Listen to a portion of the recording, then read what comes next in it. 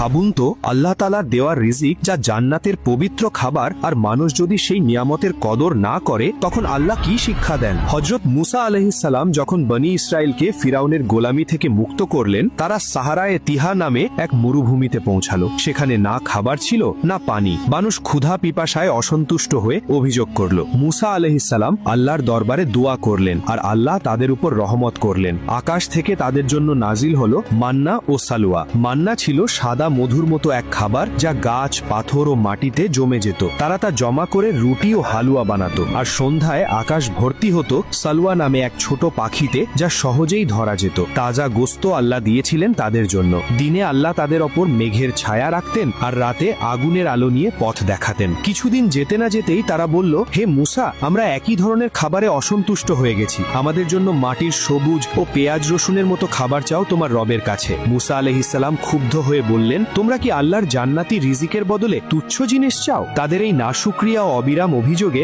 আল্লাহ তাদের উপর সাজা দিলেন। 40 বছর তারা সাহারায়ে তিহা মরুভূমিতে ঘুরে বেড়াবে। আল্লাহ তাদের পথ নির্দেশনা বদলে দিলেন। যত হাঁটুক বারবার একই জায়গায় ফিরে আসে। ছোট্ট এক মরুভূমি তাদের জন্য 40 বছরের যাত্রা হয়ে গেল। পুরনো প্রজন্ম সেই জায়গায় শেষ হলো, আর নতুন প্রজন্মকেই আল্লাহ অনুমতি দিলেন পবিত্র ভূমিতে প্রবেশের। এই শিক্ষা আমাদের জন্য এক স্মরণীয় বার্তা। আল্লাহর নিয়ামতের মূল্য যে বুঝল না, তার জন্য সারা জীবনও অপর্যাপ্ত হয়ে যায়।